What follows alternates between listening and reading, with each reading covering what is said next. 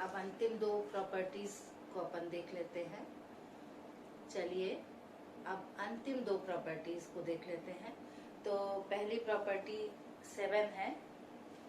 7th property ये कहती है कि यदि दो कॉलम, क्या होता है आगे जब अपन इसको हल करेंगे तो इसमें बहुत बार ये प्रश्न आता है कि बिना विस्तार किए आंसर लाना रहता है। जब बिना विस्तार किए हमें आंसर लाना रहता है उस समय इन सब चीजों का जो जितनी प्रॉपर्टीज अपन पढ़ रहे हैं इन सब का वहां पर हम इस्तेमाल करते हैं।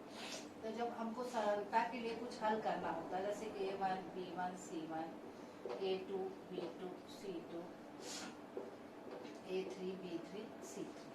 अब ये मान लो हमको हल करना है, ठीक है। तो हल करने के लिए हम चाहते हैं कि इन दोनों को हम जोड़ दें। तो जब हम कोई भी दो रो या दो कॉलम हल करने के दृष्टिकोण से जोड़ते हैं तो एक नई सारणी बनती है, पर उस सारणी का मान भी वही रहता है जो इस सारणी का मान है। तो मान में परिवर्तन नहीं होता। जैसे मान लो हमने इसको कहा रो है, देखो रो का निरूपण होता है R से और कॉलम का निरूपण होता है C से, ठीक है। मान लो हम ऐसा कह रहे हैं कि जो C1 कॉलम है, कौन सा कॉलम है C1 का जो है, उसको हम लिखना चाह रहे हैं C1 और C2 दोनों के टोटल से। कैसे लिखना जा रहे हैं C1 और C2 दोनों के टोटल से।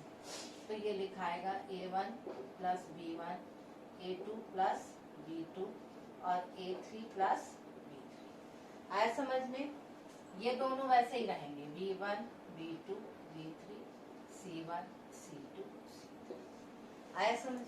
क्लियर हुआ कि नहीं? तो इस ढंग से जब करते हैं, जोड़ते हैं, घटाते हैं, गुणा करते हैं या भाग करते हैं, चारों में से कोई भी संक्रिया करते हैं तो ये सारणिक के मूल मान में परिवर्तन नहीं होता। ये है प्रॉपर्टी नंबर 7। और प्रॉपर्टी नंबर 8 जो है उसके लिए थोड़ा सा आप वर्ग समीकरण जो अपन 10वीं में पढ़े थे उसको अपन याद कर लें। जैसे ये है x² माइनस 2x प्लस 1 बराबर 0। यह वर्ग समीकरण है ना। अब इसमें अगर हम x का मान 1 डालते हैं, क्या डालते हैं x का मान 1, तो यहाँ क्या होगा 1 का स्क्वायर 2 गुणित 1 और प्लस 1, क्या मिलेगा अपन को 1 माइनस 2 प्लस 1, कट के क्या मिल गया 0। तो ये क्या बताता है, जैसे ही 0 मिलता है मतलब x माइनस 1 जो है वो इसका एक गुणनखंड है। क्या होता है, वो इसका एक गुणनखंड है।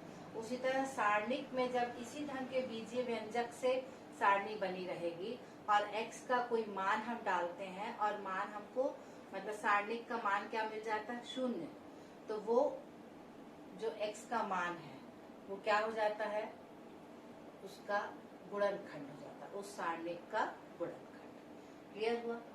जैसे मान लो x माइनस 1 है तो x ये जो है क्या हो गया इसका गुणनखंड। उसी तरह सारणिक में होता है। ये जब आप उदाहरण में और हल करेंगे तो ये क्लियर आपको हो जाएगा। मान लो कोई सारणिक है, अब कैसा उदाहरण दूं मैं आपको, मान लो यही है x² माइनस 2x प्लस 1, ठीक है। अब इसमें अगर x की जगह 1 डाल रहे तो क्या मिल जा रहा है हमको 0 है। यहाँ पर x माइनस 1 है, ठीक। और क्या लिख ले यहाँ पर ये 0 मिल जाए, मान लो ये इस टाइप का कुछ भी है और ये हमारा है ना। अब ये मान लो इसमें हमने 1 डाला और ये क्या मिल गया 0, इसमें भी 1 डाला और क्या मिल गया 0। तो x माइनस 1 जो है ये इस सारणिक का गुणनखंड है। आया समझ में?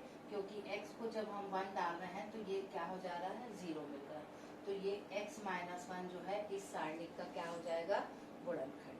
क्लियर हुआ? पक्का? तो ये दो प्रॉपर्टीज जो आखिरी की थी 7 और 8 तो ये आपकी हो गई। इसी तरह सारणिक की इस प्रकार से 8 गुण हैं जिनको आपको ध्यान से समझना है और इनके ही आधार पे हम आगे गणित प्रश्नावली के करेंगे नेक्स्ट क्लास में।